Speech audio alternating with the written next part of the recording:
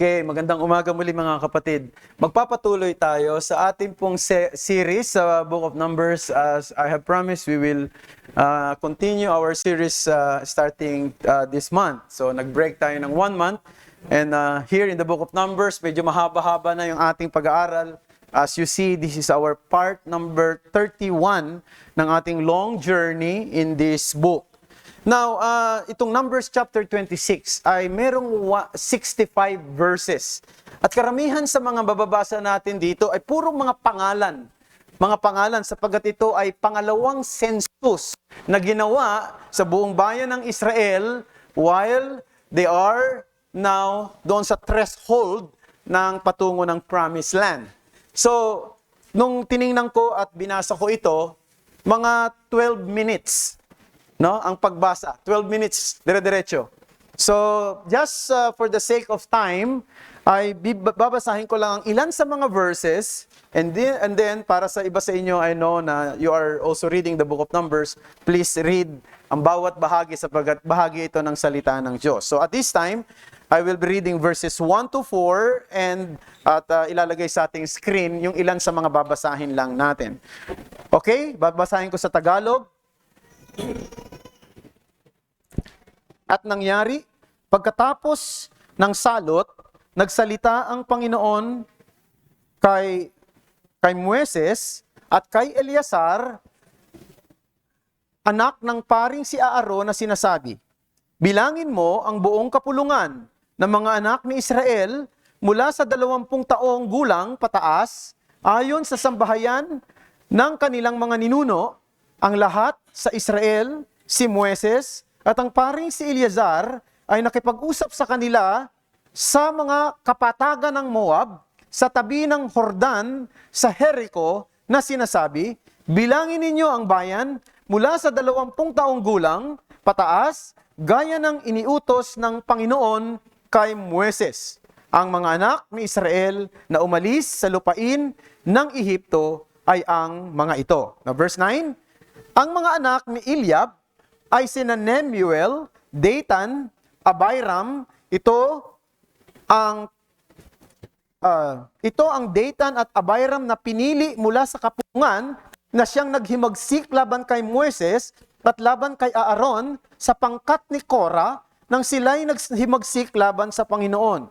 Ibinuka ang lupa, ang kanyang bibig, nilamon sila pati si Korah, nang mamatay ang pangkat na iyon noong panahong lamunin ng apoy ang 250 tao at sila'y naging isang babala. Verse 11, gayunmay hindi namatay ang mga anak ni Korah. Talon po tayo sa verse 51. Ito ang bilang sa angkan ni Israel, 601,000 at 730. Then, verse 60 to 65. At naging anak ni Aaron sina Nadab, Abihu, Eleazar at Itamar. Sina Nadab at Abihu ay namatay nang sila ay maghandog ng kakaibang apoy sa harap ng Panginoon. Ang nabilang sa kanila ay 23,000, lahat ng lalaki mula sa 1 buwang gulang pataas, dahil hindi sila binilang kasama ng mga anak ni Israel, sapagkat sila'y hindi binigyan ng mana sa gitna ng anak ni Israel. Ito ang mga nabilang ni Moises at ng paring si Eleazar na bumilang ng mga anak ni Israel sa mga kapatagan ng Moab, sa tabi ng Jordan sa Jericho. Ngunit sa mga ito ay walang mang isang lalaki na ibinilang si Moises at ng paring si Aaron na bumilang sa mga anak ni Israel sa ilang ng Sinai, sapagkat sinabi ng Panginoon tungkol sa kanila, sila'y tiyak na mamamatay sa ilang at walang natira kahit isang tao sa kanila, liban kay Caleb na anak ni Jephone at kay Josue na anak ni Nun. Ito po ang salita ng Panginoon. Noong nakaraang Thursday ay ang siyang pagdiriwang ng ika-507 taon ng anibersaryo ng Reformation. Ito ay isang pivotal event na nangyari sa Germany na nagbigay ng malaking impact sa ating mundo. Isang Augustinian monk na ang pangalan ay si Martin Luther ay famously kanyang ipinaskil ang 95 thesis sa pintuan ng Wittenberg Castle Church sa Germany noong October 31, 1517. Itong 95 thesis na ito ay mga statement na nag-a-address ng mga bigat sa kalooban ni Martin Luther sa kanyang nakikitang kamaliang kumakalat sa simbahan na kanyang pinaglilingkuran. Particularly, ang tinatawag na ang pagbebenta ng indulgences o indulhensya. By the early 16th century, ang indulgences ay naging malawakan sapagkat ng panahon na yon ay itinatayo ang St. Peter's Basilica at si Pope Leo X ay kinakailangang mangalap ng maraming pondo upang maitayo ang St. Peter's Basilica o ito ay ma-renovate, Ngayon, dahil dito ay ang indulgence ay kumalat sa maraming lugar ng tinatawag na the Holy Roman Empire. Holy Roman Empire. Iba po yung Roman Empire sa Holy Roman Empire. At ang indulgences ay nagsasabi na sa pamamagitan ng ibibigay mong pera ay maaaring matiyak mo ang kapatawaran ng kasalanan, lalo na ng mga namatay na mga mahal mo sa buhay.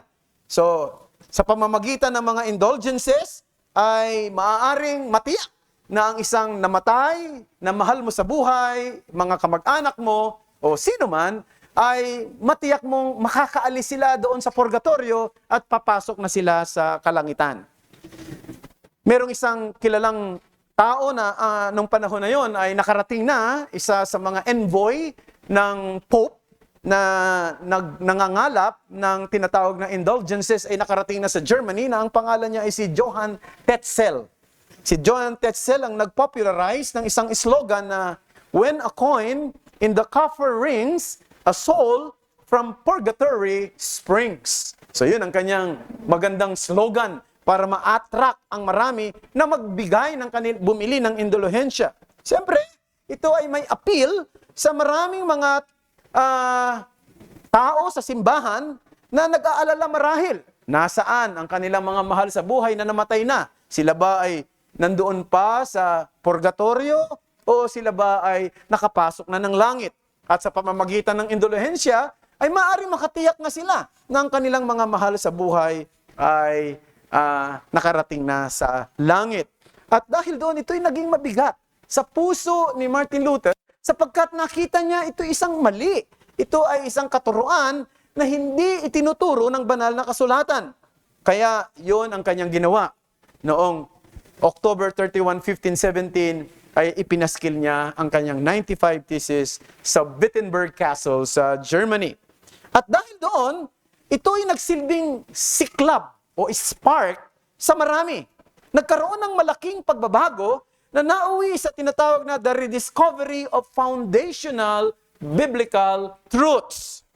At isa sa mga key o mga mahahalagang punto rito ay yung tinatawag na pagkaunawa sa mensahe ng Ebanghelyo na ang mensahe ng Ebanghelyo ay sa pamamagitan lamang ng biyaya ng Diyos. Ang isang tao ay maliligtas sa pamamagitan ng biyaya ng Diyos. Na kanyang matatanggap ito sa pamamagitan ng pananampalataya lamang at ang pagiging batayan ng kanyang kaligtasan ay si Kristo lamang. Kaya doon lumabas yung slogan na by grace alone, by faith alone, in Christ alone. At binigyan din na sa pagsulong ng Reformation na ang tanging magiging batayan ng pananampalataya, paniniwala at practices ng isang tao, both individual and as a church, ay ang Biblia, Scripture alone. At ang lahat ng gagawin ng sinuman ay para sa kalwalhatian ng Diyos lamang, or to God be the glory alone. So, yan ang nangyari ng panahong yon. Naging, pwede nating sabihin, it was as if a new beginning dawn in Europe. Isang bagong pasimula sa larangan ng pagkaunawa sa Kristyanismo ay nangyari doon sa Europa.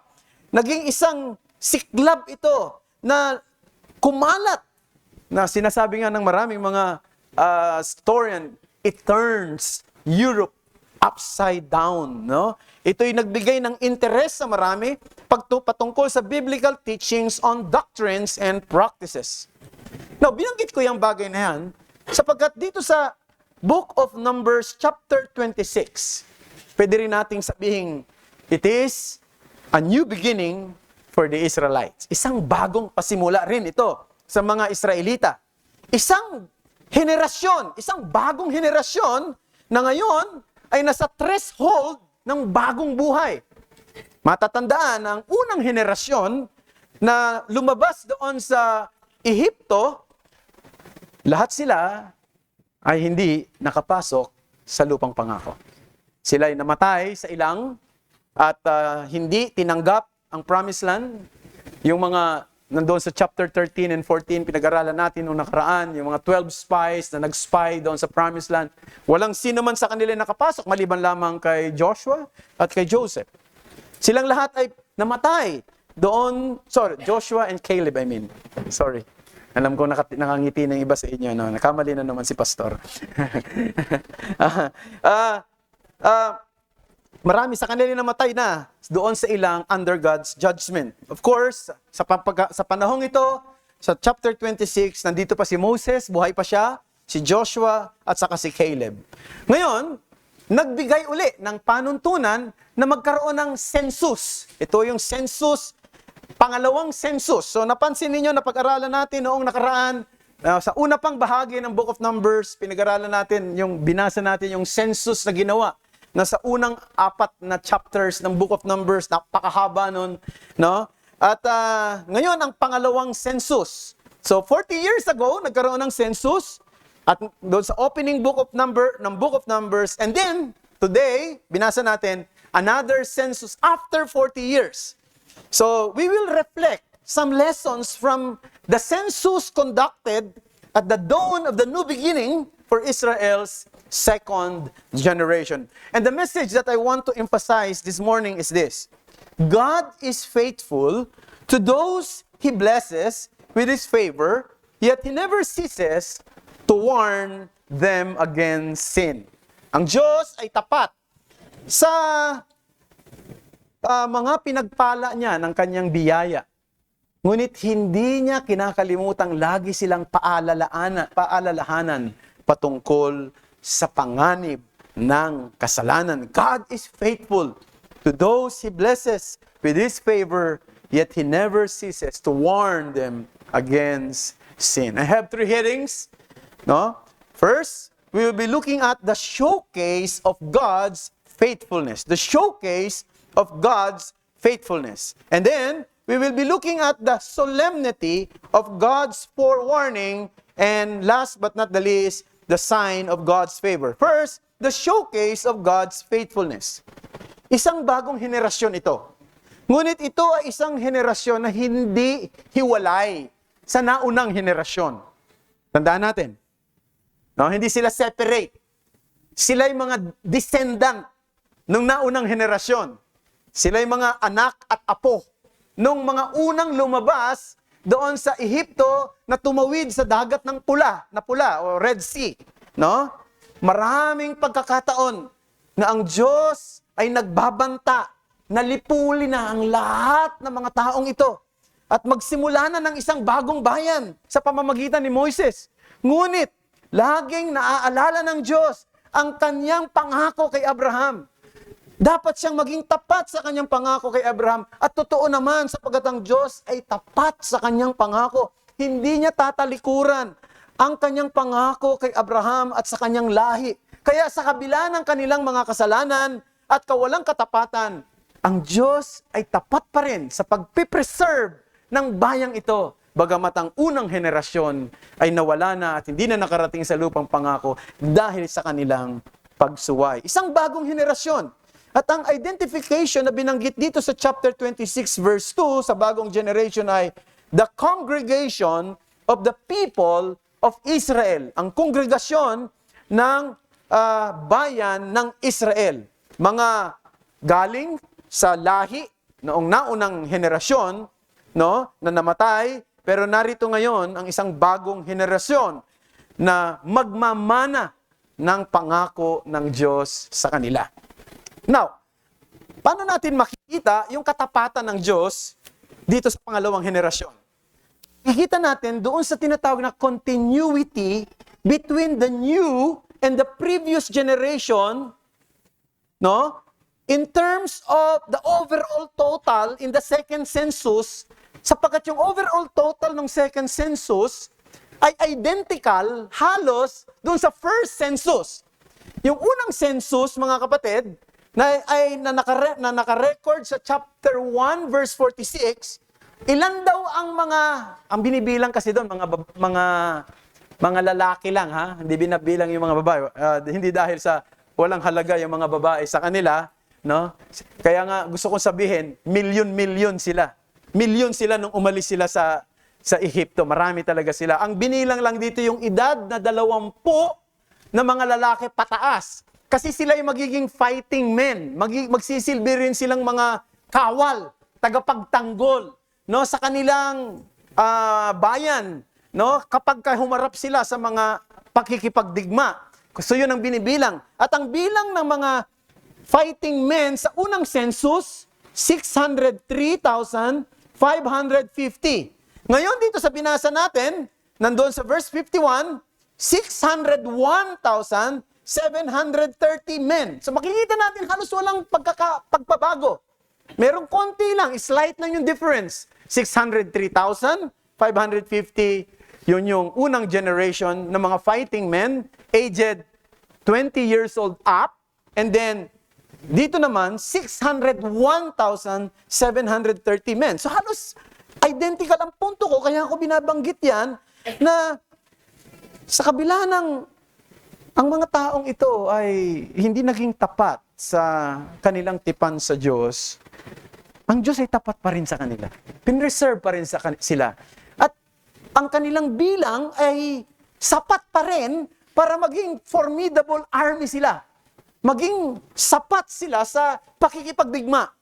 Fully equipped ng mga resources na kailangan nila para makuha nila at maangkin nila ang lupang pangako na ipinangako ng Diyos sa kanila. So dito natin makikita ang pagbibigay diin sa katapatan ng Diyos. Ang katapatan ng Diyos, ang pundasyon at pag-asa ng ating katiyakan. Na alam natin na hindi niya tayo kailanman tatalikuran. Hindi niya tayo kailanman iiwanan. Bagaman may mga pagkakataon na tayo ay bigo na tuparin ang ating tipan sa Kanya. Maraming pagkakataon na maaring nakakagawa tayo ng kasalanan, nakakagawa tayo ng pagkakamali, mga kasalanang maaring sinadya natin o mga kasalanang maaring hindi natin sinadya. Pero napansin nyo, pinipreserve pa rin tayo ng Diyos.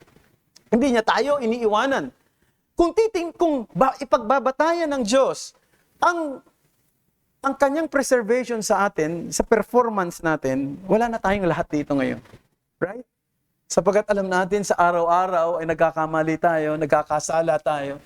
No? Sabi ko nga, minsan dito, kahit minsan sa panaginip natin, nagkakasala tayo. Pero hindi tiningnan ng Diyos yung performance natin. Tinitingnan ng Diyos yung pangako niya, yung kanyang tipan. Sa isa sa atin bilang mga mananampalataya niya, God doesn't abandon us. Though sometimes, not only sometimes, many times, we fail our God. Alam niyo kung ang katapatan ng Diyos ay tulad ng katapatan natin sa ating kapwa-tao, siguro, wala na tayong lahat dito. Alam niyo ba yung katapatan natin sa kapwa-tao, nakabata, conditional di ba?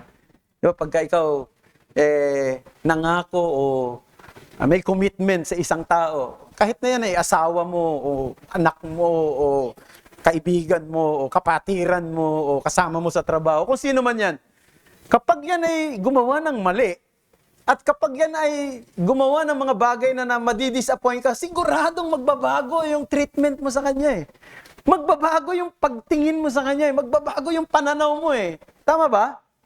No? Magkakaroon ng nahihirapan ka eh. Yung mga ang hirap namang, nahihirapan na akong makasama siya eh. Nahihirapan na akong tingnan siya eh. Nahihirapan na akong because, ganyan tayo eh. Yung commitment natin, conditional eh. Tumutugon tayo doon sa kung ano yung ginagawa rin sa atin ng iba. So when they disappoint us, and then, ano nangyayari? Doon lumalabas na tayo rin mismo naaapektuhan. Pero hindi ganun ang Diyos eh. Yun ang kabutihan sa Diyos sapagkat hindi siya nagre-response ng kanyang treatment sa atin, sa kanyang pangako ng preservation, doon sa pagkakamali natin o pagkakasala natin, kundi doon sa kanyang pangako. Determinado ang Diyos, lalo na sa kanyang mga anak, mga iniligtas sa pamamagitan ng anak niyang si Jesus, na anuman ang kanyang sinimulan sa kanila, ay tatapusin niya. Now, may mga nag-profess na mga Christians, nakasama rin sa church. Bumalik sila sa mundo. Anong treatment ng Diyos sa kanila? Now, itong isang bagay na medyo mahirap sometimes intindihin, di ba? Pero itong gusto kong sabihin. May mga nasa iglesia at may mga nagpo-profess na Christian sila, pero ang totoo hindi sila Christian. Nadaya lang sila ng kanilang pakiramdam. O maaaring nadaya sila ng mga tao sa kapaligiran nila. Kaya sila nagsabi, Christian ako. Dahil sa mga turo na kanilang narinig. Pero in reality, hindi sila mga mananampalataya. Kaya darating ang time, ilalantad nila ang totoo nilang kulay. Lalabas sila sa komunidad ng mga hindi mananampalataya at babalik sila sa mundo. Hindi yun ang tinutukoy ko. Ang tinutukoy ko yung mga taong totoong may pananampalataya kay Kristo. Nagpasakop kay Kristo. Sumuko ng kanilang buhay kay Kristo at kumilala na si Kristo lamang ang kanilang Panginoon at tagapagligtas at wala nang iba. Anong pangako ng Diyos para sa kanila? Philippians chapter 1 verse 6. And I am sure of this, that He who began a good work in you will bring it to completion at the day of Jesus Christ. And this is a wonderful truth, brethren. God is faithful. God is faithful. Diba? So hindi natin dapat gamitin na lisensya na ang Diyos ay tapat sa atin para gumawa tayo ng kasalanan. So sino mang gagamit na lisensya ito para gumawa siya ng kasalanan, ay nagpapakita lang na maaaring hindi siya Kristiyano. Hindi siya mananampalataya. Pero ang sino man na nagkakamali at nagkakasala, na totoong mga mananampalataya, hindi siya nasisiyahan sa kanyang kasalanan. Hindi siya natutuwa. Siya lumalapit at bumabalik ulit sa Panginoon at humihingi ng kalakasan, ng pagsisisi, at humihingi ng tulong na makalakad siya sa daan na nararapat para sa kanila. Pangako ng Panginoon na anuman ang kanyang sinimulan, ito'y tatapusin niya sa araw ng pagbabalik ni Jesus. That's the first thing that this chapter is conveying to us. The first lesson that this chapter is conveying to us, the showcase of God's faithfulness. Let's go to the second heading, the solemnity of God's forewarning. The solemnity of God's forewarning. Now, dito makikita natin, sa pangalawang henerasyon, sa bagong henerasyon, hindi kinalimutan ng Diyos na paalalahanan sila patungkol sa kasalanan. Paalalahanan sila sa pagkakamali ng mga naunang henerasyon. Merong forewarning. At ipinakita na ang dahilan kung bakit ang unang henerasyon ay hindi makakarating sa lupang pangako ay dahil sa kanilang unbelief, kawalan ng pananampalataya. Kaya nga, God forewarned the next generation by citing certain number of historical snippets where the unbelief leads to death. Yung kawalan ng pananampalataya, nauwi sa kanilang kamatayan. Pansinin natin, binanggit dito ang pangalang Datam and Abiram. Sila yung mga nilamo ng lupa, no? Kung nagkaroon ng sinkhole, kinain sila, kasama ng kanilang pamilya na nagrebelde, kasama si Korah, na isa sa mga leader ng tribo. Si Korah ay nagrebelde rin kay Moses, na kung tutuusin ay pinsan niya, no? Nagrebelde sila kay Moses, anong ginawa ng Diyos? Pinarusahan sila. Basahin natin, verses 9 to 10. The sons of Eliab, Nemuel, Dathan, Abiram. These are Dathan and Abiram chosen from the congregation who contended against Moses, and Aaron in the company of Korah, when they contended against the Lord, and the earth opened its mouth and swallowed them up together with Korah. When that company died, when the fire devoured 250 men, and they became a warning. They became a warning. So dito makikita natin, binalikan yung kwentong ito. At nabasa na natin ito. Pinag-aralan na rin natin yung pangyayari yan. Bakit ibinalik dito? Para sabihin sa pangalawang henerasyon, ganito ang nangyari sa unang henerasyon dahil sa kanilang pagre-rebelde. Sa lingkod na itinalaga ko na si Moises, pinarusahan sila ng Diyos, kinain sila ng lupa, at sila ay namatay. 250 men ang namatay. Tapos, sa verse 19, basahin natin, sabi ron, the sons of Judah were Er and Onan.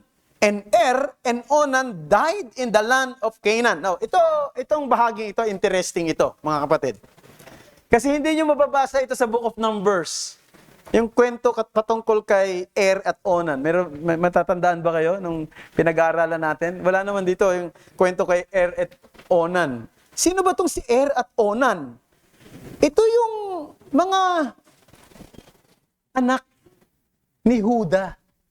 Naalala nyo, meron siyang anak na yung panganay ni Huda, ang pangalan si Er, no? Ay masamang anak.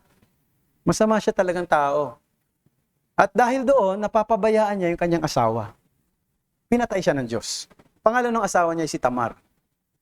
So, ang utos ay ganito. Kapag namatay ang panganay, yung asawang babae ay sasaluin ng pangalawa. No? Bakit sasaluin? Sapagkat ang mga babae nung unang panahon, kapag wala silang asawa, napapariwara sila.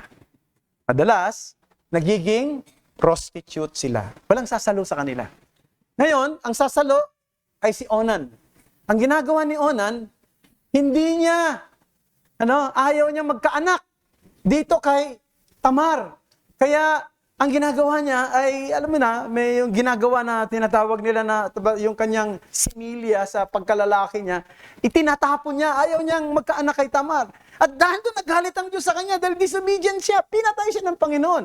Ang naging problema, yung susunod na kapatid, bata pa, hindi pa pwede. So doon nangyari na si Tamar ay naging, pumunta, naging prostitute later on. So ang punto ko rito, hindi na natin titingnan yung buong kwento, ang punto rito ay binalikan itong kwentong ito na napakatagal na para sabihin sa bagong henerasyon, consistent ang Diyos sa kanyang pagpaparusa sa mga taong walang pananampalataya.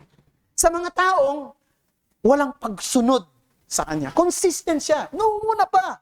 Ginagawa ko na ito noong una pa. Hindi pa kayo naririto sa wilderness. I was punishing and judging those who were expressing unbelief and who were disobedient to my command. Now, meron pang isang binanggit dito, very special mention ito. At nabasa na rin natin ito sa nakaraan. Si Nadab at saka si Abihu. Dalawang anak ni Aaron, no? Na ano nangyari sa kanila?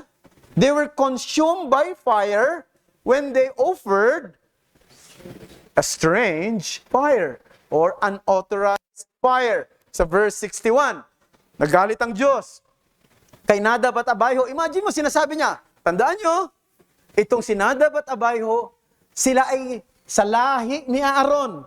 Mga high priest sila.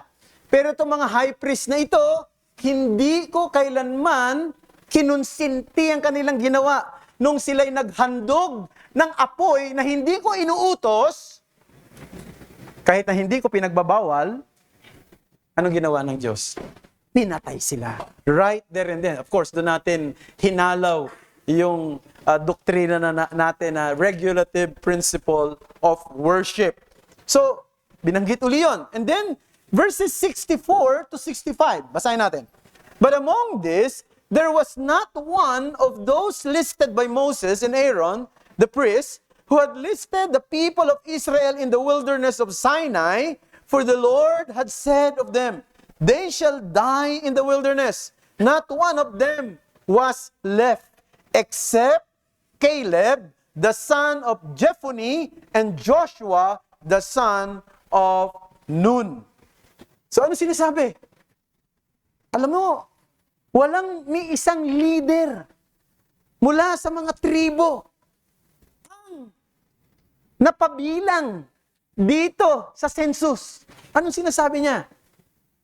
Maging yung mga leader na yon, dahil sa kanilang pagsuway, hindi sila kinonsinti ng Diyos, sila pinatay. Ang natira na lang, yung mga naging masunurin. Si Caleb, na anak ni Jephunneh, si Joshua, na anak ni Nun. So, anong sinasabi nito sa atin?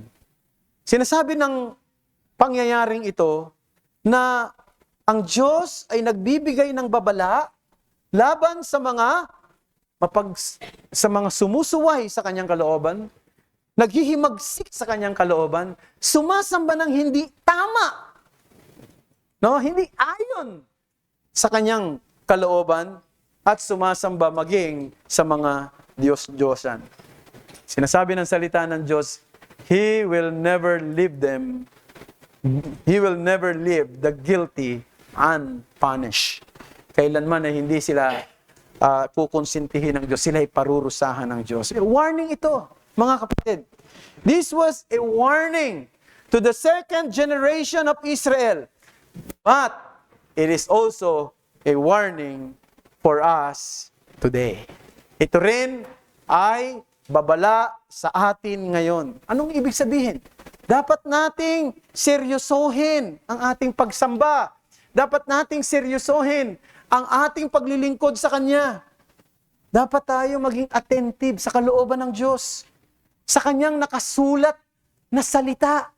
Sa anumang bagay na ginagawa natin, alamin natin ang salita ng Diyos. Ito'y sapat na dokumento para ipaalam sa atin kung ano ang nasa isip at nasa puso ng Diyos sa anumang usapin na hinaharap natin dito sa ating mundo bilang mga Kristiyano. Dapat ibigay natin ang buong tiwala natin sa Kanya at hindi tayo umasa sa ating instinct, no? At sa ating mga hinahangad ng ating puso. Kasi minsan yung marami sa nakadepend sa instinct. Now, gamitin yung instinct nyo pag nagdadrive kayo. Mahalaga yun. Di ba? Gamitin nyo yung instinct nyo. Maging sa mga pakikipag-usap nyo sa mga tao. Kung ito ay, lalo na kapag nag-aalok ng negosyo, baka scammer ito. No? Para alam natin yon. Pero, pagdating sa faith and practices, we have to use the Word of God. We should not use our instinct. We should not use what our feelings dictate. No? Kasi sapagkat maaari tayong magkamali pagdating sa bagay na yan. So first of all, nakita natin the showcase of God's faithfulness and then solemnity of God's forewarning. Last but not the least, the sign of God's favor. Now, pagkatapos na sabihin ni Moses sa Israel, yung rebellion na ginawa ni Datham at ni Abiram at kanyang nirecall yung paghihimagsik na ginawa ni Korah, meron siyang biglang binanggit sa verse 11. Ano sinabi niya sa verse 11? Sabi niya sa verse 11, but the sons of Korah did not die. Napansin niyo? The sons of Korah did not die. Napaka-significant yan, mga kapatid. Alam niyo kung bakit? Typically, kapag ang Diyos nagpaparusa sa isang magulang, kasama mga anak na naparurusahan. Kasama mga anak. So, sa halimbawa niya, naalala niyo si Achan? Merong isang Israelita na naging dahilan kung bakit natatalo sila sa kanilang pakikipaglaban sa lugar na kung tawagin ay AI. Natatalo sila. Nagtagumpay sila sa Jericho. Pinabagsak nila yung Jericho. Pagdating nila sa isang maliit lamang na syudad na AI, natalo sila. Yung pala, merong isang tao ro na gumagawa ng kasalanan. Ang pangalan ay si Achan. So sabi ng Diyos, alamin nyo kung sino yon. Hanapin nyo. At nalaman nga nila, merong isang lalaki na ang pangalan si Achan ay nagkaroon ng covetousness doon sa mga samsam na nakuha nila sa kanilang kalaban. Tinago niya yung mga damit na magaganda at mga silver at yung mga bar of gold doon sa kanyang tent. No? Nagnasa siya. At dahil doon, nagalit ang Diyos at natatalo yung bayan nila. Marami namamatay. Alam mo, ginawa ng malaman ito ni Joshua. So, pinatawag si Achan. At alam niyo ang ginawa?